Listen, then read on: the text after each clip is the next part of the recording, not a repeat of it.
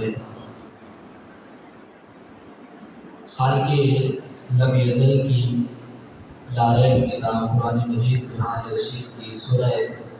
بقرہ کی 9 آیات کی جو ہے ترجمہ و تفسیر ہم نے بیان کر دیا۔ 10ویں آیت، اس میں اللہ تبارک و تعالیٰ منافقین کے حوالے سے، کیونکہ پچھلے بھی درس میں سلسلہ شروع ہوا تھا اور اسی میں جو ہے وہ منافقین کے حوالے سے اللہ تعالیٰ فرماتا ہے فی قلوبہم مرض، ان کے دلوں میں بیماری ہے۔ جو منافق ہیں ان کے دلوں میں بیماری ہے۔ فزادہم اللہ مرضا، تو اللہ تعالیٰ نے ان کی مرض کو اور بڑھا دیا، اضافہ کر دیا ان کے مرض میں۔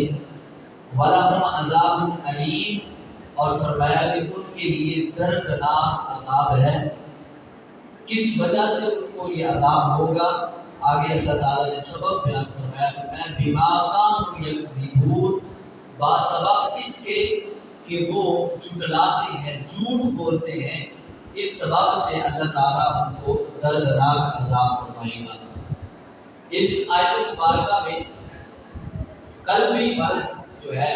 دل کی مرض جو ہے وہ بیان ہوئی۔ تو منافقوں کی منافقت اور حضور صلی اللہ علیہ وسلم سے بغض جو ہے، ان کی جو بیماری ہے، یہ آقا صلی اللہ علیہ وسلم کا بغض تھا ان کے دلوں میں، اور حضور اقدس صلی اللہ علیہ وسلم کی جو عظمت اور شان تھی، جو بلند مقام تھا، اس سے وہ جلتے تھے۔ حضور صلی اللہ علیہ وسلم کا مقام دیکھ کر جو ہے ان کو حسد پیدا ہوتا تھا، تو یہ ان کے دلوں میں بیماری تھی۔ تو اللہ تبارک و تعالیٰ نے فرمایا کہ ہم نے ان کے دلوں میں جو مرض تھی، بیماری تھی، اس کو اور زیادہ اس میں اضافہ کر دیا۔ اب جس طرح ایک جسمانی مرض ہوتی ہے، ایسے ہی ایک جو ہے وہ دل کی بیماری بھی ہوتی ہے، روحانی مرض بھی ہوتا ہے، باطنی بیماری بھی ہوتی ہے۔ تو جس طرح یہ ظاہری مرض، جسمانی مرض جو ہے، یہ انسان کے بدن کو کمزور کر دیتی ہے، انسان جو ہے وہ لاغر ہو جاتا ہے، اور جو باطنی امراض ہے وہ انسان کے ایمان کو جو ہے وہ کمزور کر دیتی ہے۔ جیسے جسم کمزور ہو گیا، ایسے ہی باطنی مرض سے جو ہے وہ ایمان کمزور ہو جاتا ہے۔ اور پھر منافقوں کے دل میں جو ہے وہ بدعقیدگی، نبی اکرم صلی اللہ علیہ وسلم کی دشمنی تھی، اور پھر جو ہے وہ جھوٹ بولتے تھے، کیونکہ منافق کی علامت یہ ہے کہ جب وہ جو ہے وہ بات کرتا ہے تو جھوٹ بولتا ہے۔ تو سرکار مدینہ صلی اللہ علیہ وسلم حضرت عبداللہ بن مسعود رضی اللہ تعالیٰ عنہ سے مروی ہے یہ حدیث مبارکہ، اور مسلم شریف میں یہ حدیث مبارکہ موجود ہے کہ میرے آقا صلی اللہ علیہ وسلم فرماتے ہیں سچائی کو لازم کر لو، اور کیونکہ سچائی نیکی کی طرف لے جاتی ہے، اور نیکی جو ہے وہ جنت کا راہ دکھاتی ہے۔ اور پھر فرمایا آدمی برابر سچ بولتا ہے، یعنی ہمیشہ وہ سچ بولتا رہتا ہے اور سچ بولنے کی کوشش کرتا ہے۔ تو فرمایا یہاں تک کہ وہ اللہ تبارک و تعالیٰ کے نزدیک جو ہے وہ صدیق لکھا جاتا ہے، یعنی سچا لکھا جاتا ہے۔ اور فرمایا جھوٹ سے بچو،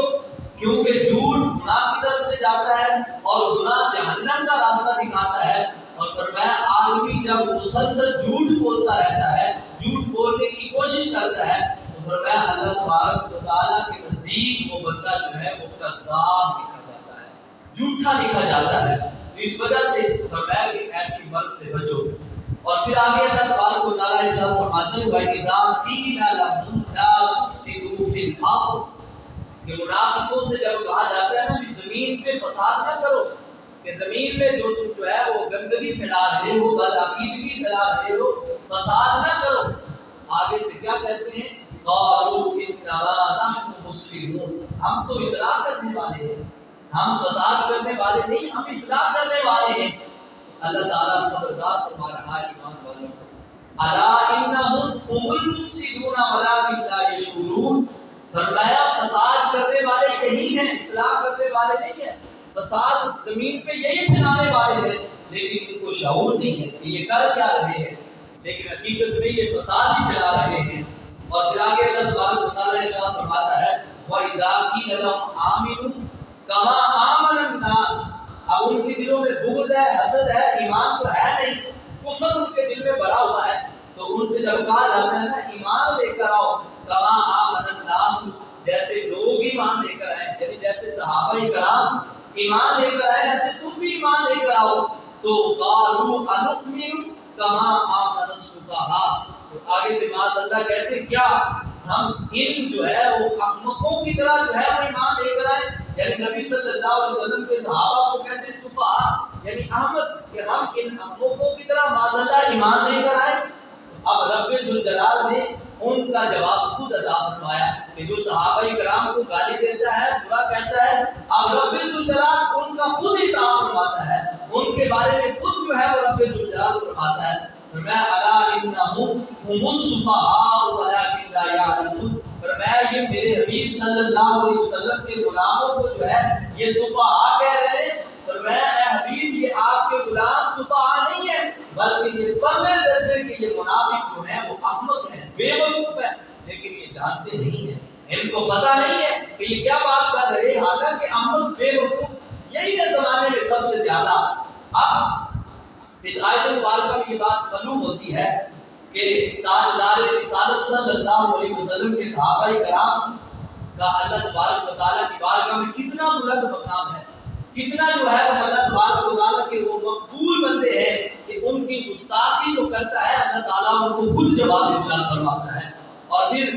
ایسے لوگوں کے بارے میں حضرت ابو سعید خدری رضی اللہ تعالیٰ عنہ سے روایت ہے کہ سرکار مدینہ صلی اللہ علیہ وسلم نے ارشاد فرمایا جو میرے صحابہ کو گالی گلوچ دیتے ہیں، جو میرے صحابہ کو برا کہتے ہیں، فرمایا اگر تم میں سے یعنی یہ جو گالی گلوچ کر رہے ہیں ان سے بچو، اور پھر آگے فرمایا صحابہ کا مقام کیا ہے، ان کا مرتبہ کیا ہے، فرمایا اگر تم میں سے کوئی احد پہاڑ کے برابر بھی سونا خرچ کر دے تو فرمایا اس کا ثواب میرے کسی بھی صحابی کے ایک مد جہاں اس سے بھی جو ہے وہ کم یعنی آدھا مد جو ہے وہ خرچ کرنے کے برابر بھی نہیں پہنچ سکتے، کہ میرے نبی صلی اللہ علیہ وسلم کے صحابہ تھوڑا سا خرچ کریں تو فرمایا یہ اگر احد پہاڑ جتنا سونا بھی خرچ کر دے فرمایا پھر بھی یہ ان کے مقام کو نہیں پہنچ سکتے، اور یہ کہتے ہیں کہ کیا ہم جو ہے وہ صفحاء کی طرح ایمان لے کر آئے، فرمایا ایمان اگر قبول ہے اللہ تعالیٰ کی بارگاہ میں تو فرمایا وہ صحابہ کرام کا ایمان قبول ہے، ان کی مثال ہے کہ اگر تم نے ایمان لانا ہے تو صحابہ کی طرح ایمان لے کر آنا ہے، کہ جس انداز سے انہوں نے رب کو مانا ہے کسی نے نہیں مانا، اور جس طرح انہوں نے آقا صلی اللہ علیہ وسلم کی رسالت کو مانا ہے اس طرح کسی نے نہیں جو ہے وہ مانا، اس وجہ سے فرمایا میرے آقا صلی اللہ علیہ وسلم کے صحابہ پر جو ہے وہ ایمان لے کر جیسے وہ ایمان لے کر آئے ایسے تم بھی ایمان لے کر آؤ۔ اور پھر اللہ تبارک و تعالیٰ کے جو اولیاء ہیں، نیک بزرگ ہیں، ان کے بارے میں سیدنا ابو ہریرہ رضی اللہ تعالیٰ عنہ فرماتے ہیں رب ذوالجلال کے حبیب صلی اللہ علیہ وسلم نے صحابہ کرام کے بارے میں بھی فرمایا کہ جو ان کو برا بھلا کہتا ہے اس کا انجام کیا ہے، پھر فرمایا جو اللہ تعالیٰ کے نیک بندے ہیں اولیاء کرام ہیں، سیدنا ابو ہریرہ رضی اللہ تعالیٰ عنہ سے روایت ہے بخاری شریف کی حدیث ہے، میرے آقا صلی اللہ علیہ وسلم فرماتے ہیں جو اللہ فرماتا ہے حدیث قدسی ہے جو میرے کسی ولی سے دشمنی رکھتا ہے، جو میرے کسی ولی کو برا بھلا کہتا ہے، فرمایا کہ وہ میرے ولی کو برا بھلا نہیں کہتا